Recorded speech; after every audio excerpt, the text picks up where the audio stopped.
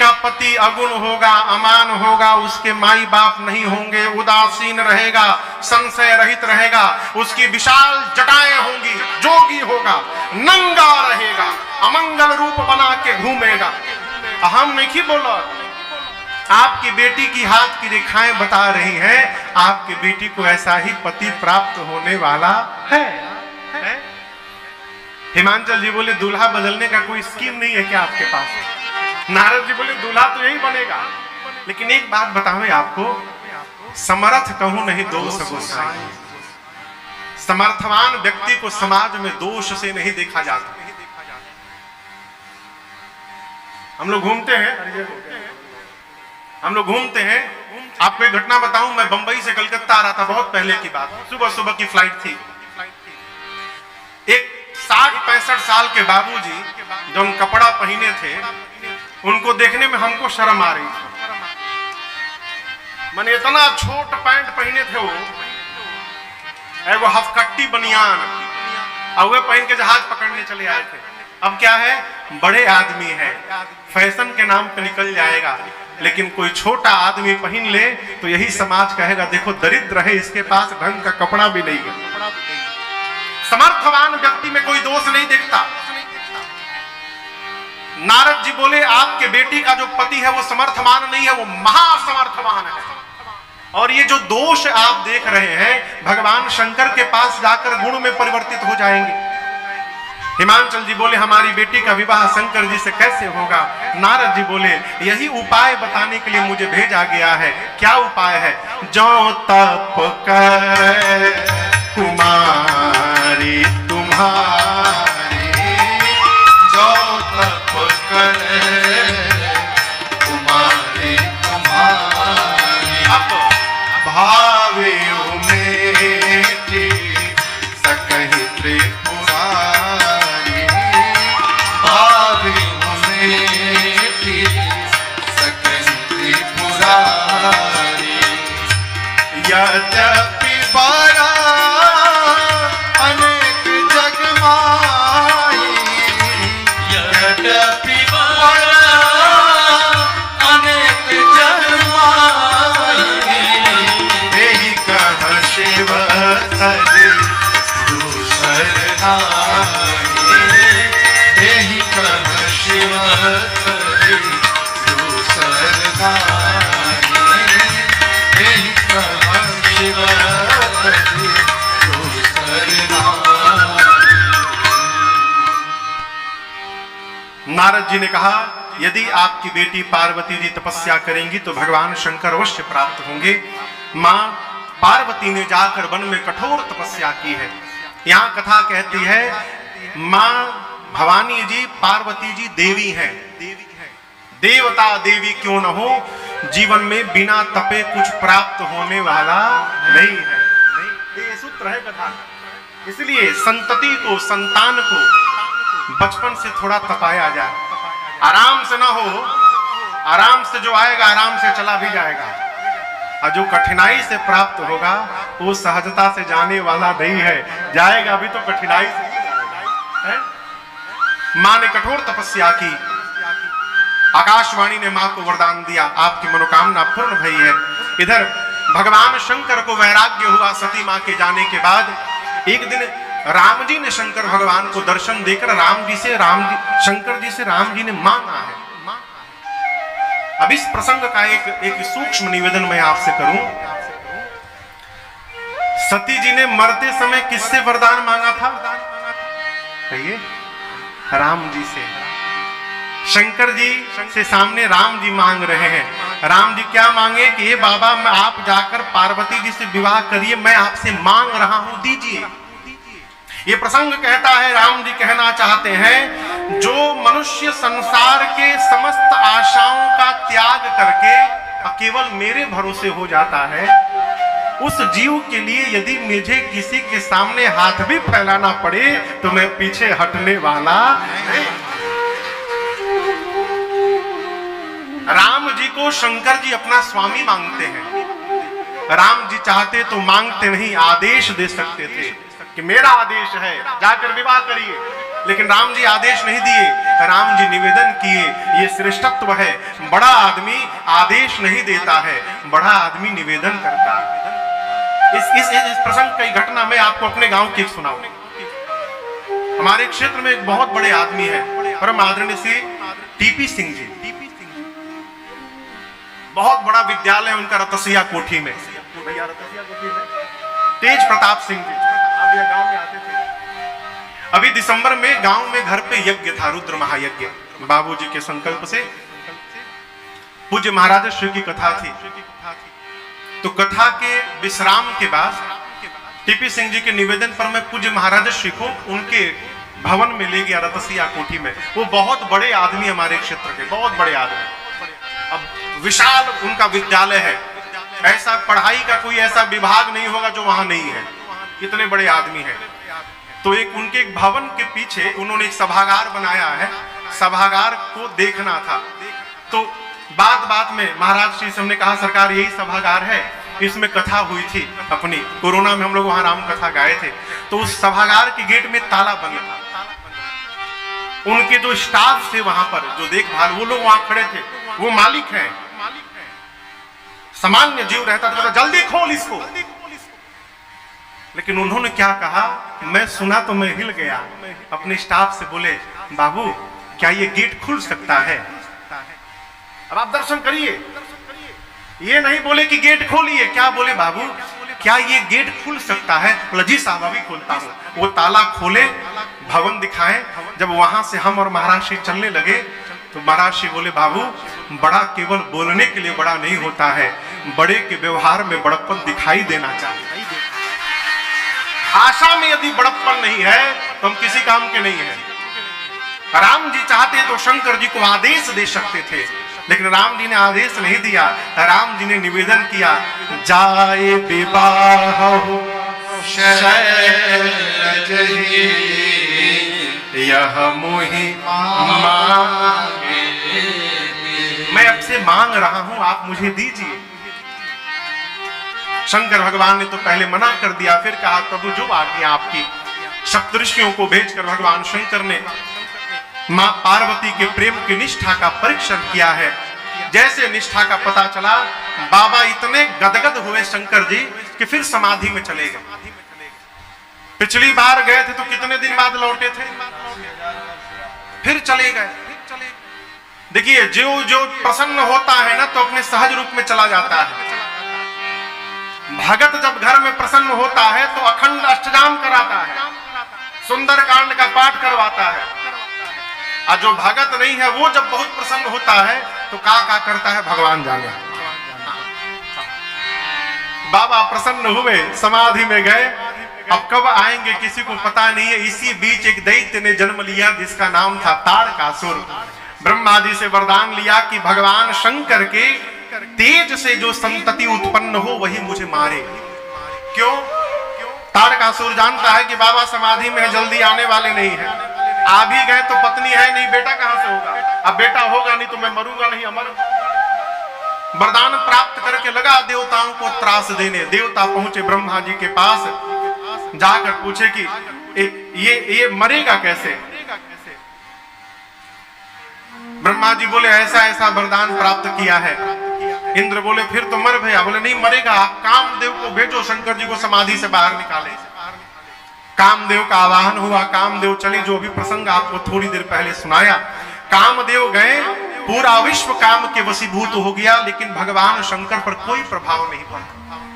अपनी मृत्यु को निश्चित जानकर कामदेव आम के वृक्ष पर पत्तों के पीछे छिपकर धनुष पर 5 विषम बाण रखकर खींचे, छोड़े, और जैसे बाण बाबा के हृदय में लगा भगवान शंकर का नेत्र खुल गया। और इधर उधर देखने के बाद जैसे कामदेव पर दृष्टि पड़ी बाबा का तीसरा नेत्र, तापसी बती सर नयन उधारा, चितवत काम भयउ जग छारा, चितवत काम भयउ जग छारा, चितवत काम भयउ जग छारा। बाबा का तीसरा नेत्र खुला, कामदेव तत्क्षण जरी के भस्म हो गए। कामदेव भस्म हो गए हो, हाहाकार मच गया। कामदेव की पत्नी रति रोते रोते भगवान शंकर के पास आई। बाबा को दया आ गई। अब ते रति तव नाथ कर होई नाम अनंत, बिनु बपु व्यापी सब ही पुनि सुनु निज मिलन। भगवान शंकर ने कहा, रति आज के बाद तुम्हारे पति का नाम अनंग होगा, बिना शरीर सब में व्याप्त होंगे। द्वापर में जब भगवान कृष्ण पृथ्वी के भार का हरण करने के लिए अवतार लेंगे तो भगवान कृष्ण के पुत्र आपको पति के रूप में प्राप्त हो जाएंगे। रति प्रणाम करके गई। रति के जाने के बाद अब देवता लोग आए हैं। क्रोध के कारण बाबा का चेहरा लाल है। बाबा को प्रसन्न करने के लिए देवता स्तुति करने लगे। क्रोध के कारण भगवान शंकर की जटाएं बिखर गई थी। देवता देखकर बोले, बाबा चंद्रमा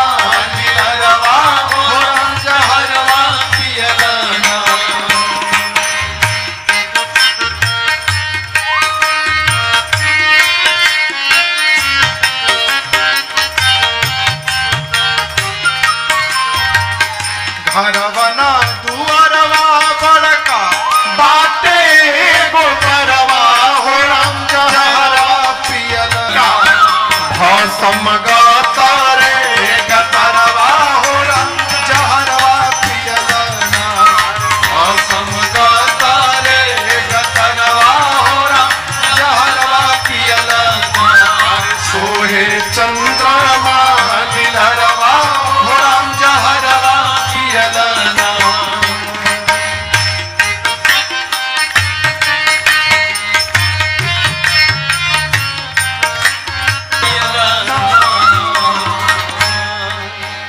लिहला मुड़िए के हरवा हो राम जहरवा पियलना।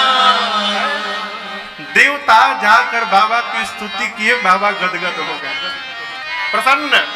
बोले, क्यों आए हैं आप लोग, कहिए। कहू अमर आए यही है। ब्रह्मा जी बोले, प्रभु आप तो अंतर्यामी है। ये समस्त देवता अपनी नजरों से आपके विवाह का दर्शन करना चाहते हैं।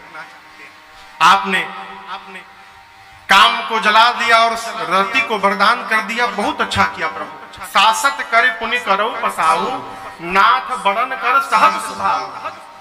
बड़ा कौन? जो त्रास देने के बाद तुरंत दुलार करे। बड़ा केवल मारने के लिए नहीं होता, बड़ा के दुलार करने के लिए भी होता है। आपने काम दहन तो किया, लेकिन रति को तुरंत वरदान दे दिया। आपने बहुत अच्छा किया प्रभु। आपने राम जी को वचन दिया है ना। शंकर जी बोले, मैं तैयार हूं। ऐ देवता दुंदुभी बजाए, वर्षा किए। सप्तऋषि गए हिमांचल जी के यहाँ से मुहूर्त लेकर आए। मुहूर्त क्या निकला? कहिया बिया भई रहे बाबा के। महाशिवरात्रि को हम और आप मनाते हैं। उस दिन विवाह नहीं हुआ। विवाह है बैसाख महीना में, बैसाख शुक्ल पक्ष पंचमी तिथि। पुराण भगवान के अनुसार लोकाचार में हम और आप महाशिवरात्रि को मनाते हैं। मुहूर्त निर्धारित हुआ, देवता अपने अपने लोग गए। विवाह का दिन हुआ, आया नोटिस निकला था कि 5 बजे बारात निजी वाहनों द्वारा कैलाश से हिमांचल जाएगी। ब्याह के कार्ड में नीचे लिखा रहता है ना कि फलाना पाड़ेपुर गांव से निजी वाहनों द्वारा बारात जमलिया गांव के लिए प्रस्थान करेगी। कितना बजे? 5 बजे। और जितना टाइम लिखा है उससे 4 घंटा अधिक जोड़ कर रहिएगा तैयार। 5 बजे बारात जानी है, 4 बजा है। बाबा बड़े आनंद में बैठे हैं कैलाश। क्यों? बाराती आवे तो चला जाए, हमको क्या करना है। लेकिन बाबा के गण परेशान। शंकर जी ने पूछा, गणों से आप लोग परेशान क्यों हैं? गण बोले, बाबा एक भी देवता आपको आज सजाने नहीं आए। शंकर जी बोले, अपने से टाइम मिली तब ना हमारी याद आई।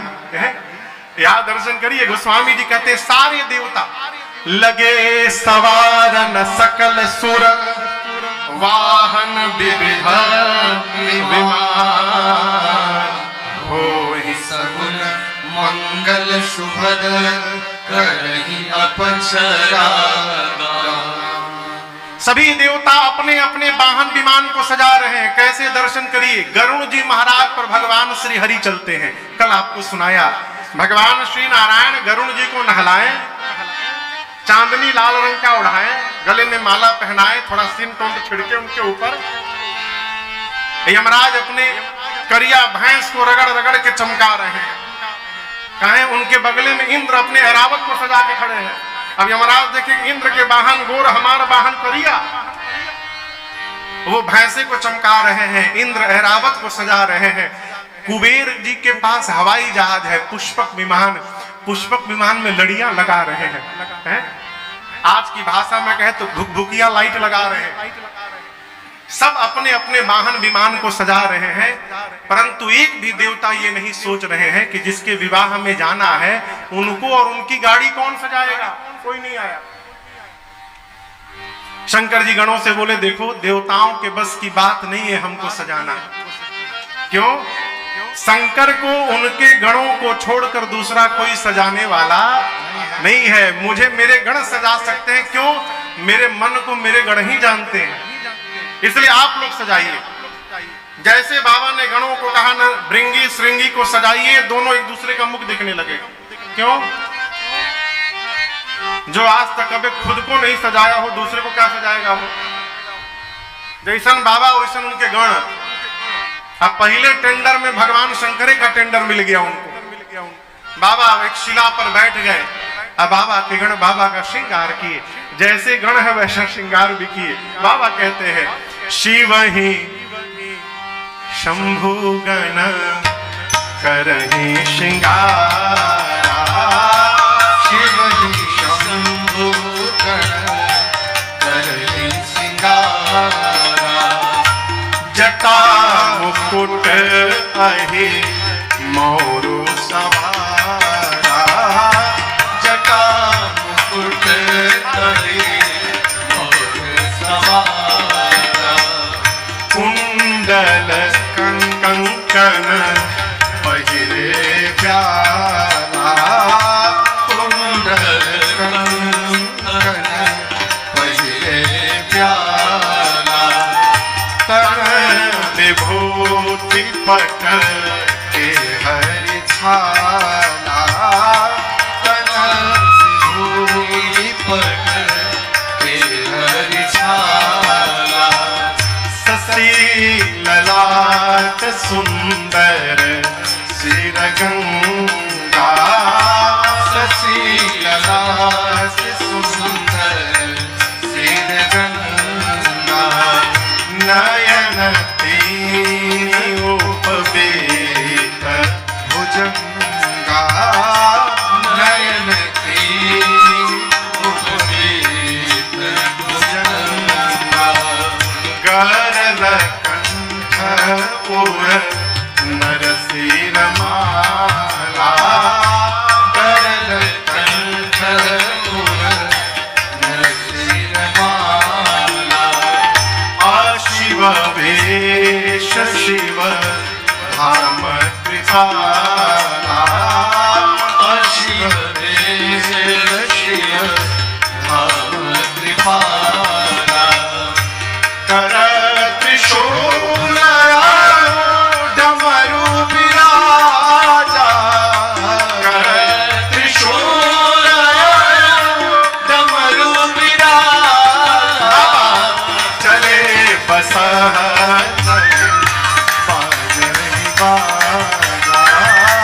चले बस चले बाजहि बाजा, चले बस चले बाजहि बाजा। बाबा परम शांत होकर बैठ गए, गणों पर छोड़ दिया, जैसे मन करे वैसे सजाइए। अब गण सोचने लगे कि कहां से प्रारंभ किया जाए। तो सबसे पहली दृष्टि जहां गई बाबा की जटाओं पर। जटाएं बिखर गई थी क्रोध के कारण। गणों ने कहा पहले जटाओं को ठीक किया जाए। लगे जटाओं को समेटने, समेटते समेटते गणों ने जटाओं को ऐसा समेट दिया हो कि जटाओं ने सिर पे मुकुट का आकार ले लिया।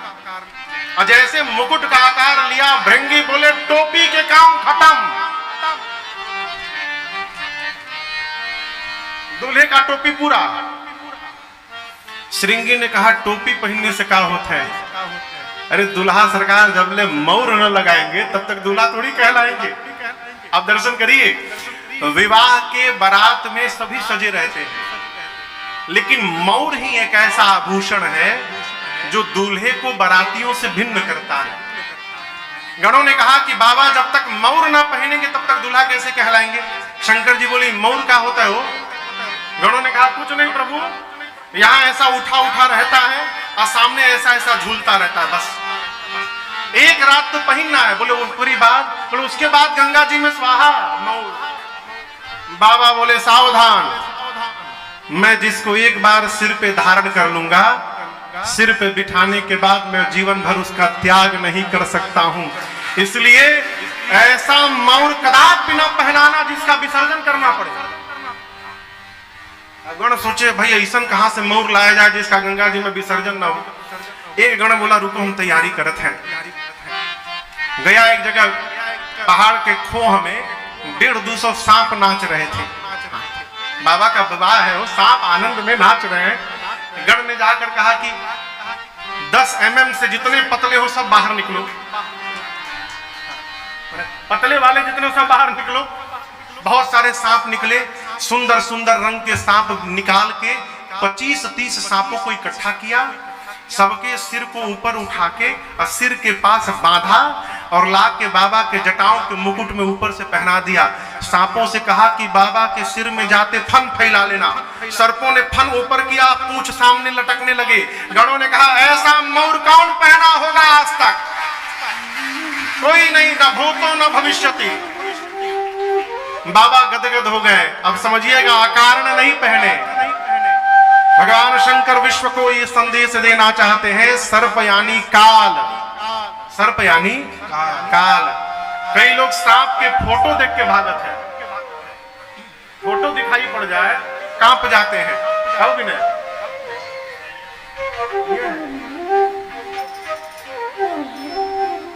भगवान शंकर ने कहा सर्प यानी काल, जो काल को भी सिर पर आभूषण बना के धारण कर सकता है, वो कालों का काल महाकाल है।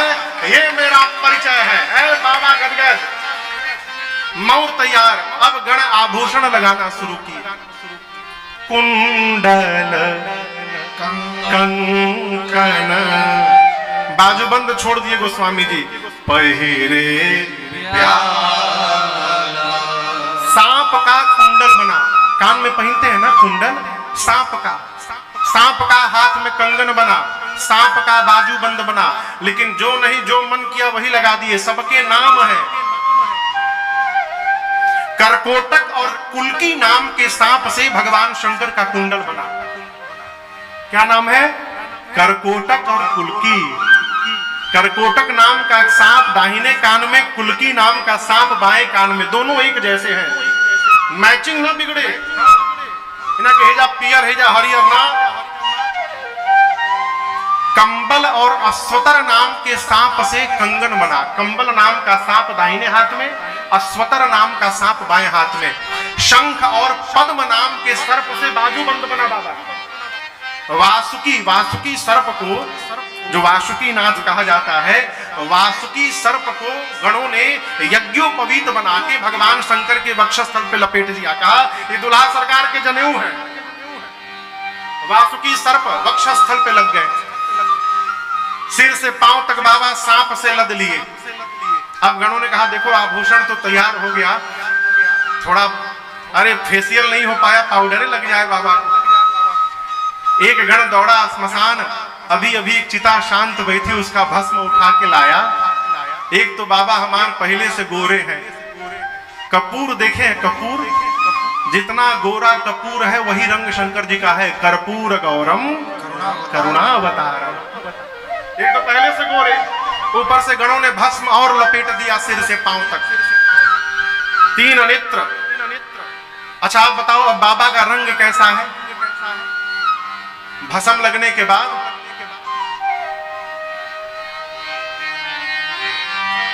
जब वो शंकर जी का भस्म देखे हैं किस रंग का होता है? सफेद। श्वेत वर्ण का। यदि भस्म का लेपन हो जाएगा तो बाबा का रंग कैसा होगा? सफेद, पूरा शरीर सिर से नीचे तक व्हाइट व्हाइट। अब बाबा का गला नीला। अब सोचिए ऊपर व्हाइट नीचे व्हाइट बीच में ब्लू है, कितना कंट्रास्ट मारता होगा वो है? नीलकंठ, ये आभूषण श्रृंगार बन गया बाबा का। गोस्वामी जी कहते पूरे श्रृंगार में केवल दो ही सुंदर हैं। आप जानते हो दूठे का है? पहला शशि ललाट सुंदर सिरगंगा। ललाट के चंद्रमा और सिर की मां गंगा। आभूषणों में केवल यही दो सुशोभित है। इसके बाद तो जितने आभूषण है भगवान मालिक। एक हाथ में त्रिशूल, एक में डमरू। गणों ने कहा कि गला सुना लग रहा है, माला पहन लेते तो आनंद आ जाता है। भगवान शंकर के आभूषण के लिए गण गया स्मशान और अब की बार 35-40 खोपड़ी लेके आया। नरमुंड खोपड़ी लाया, कंकाल, एक पतले सांप में खोपड़ियों को डाला, अब बांध के माला बना के गले में पहना दिए सब। हाथ में त्रिशूल। त्रिशूल क्यों है? त्रिशूल में 3 शूल होते हैं। भगवान शंकर हाथ में लेकर विराजमान है, जय घोष करते हैं कि मेरी शरण में जो भी जीव आएगा उसके जीवन के तीनों ताप को अपने त्रिशूल से समाप्त कर दूंगा। ये मेरा संकल्प है और मेरा वचन है। बाबा की शरण में रहिए, दैहिक दैविक भौतिक ताप बचने वाला नहीं है।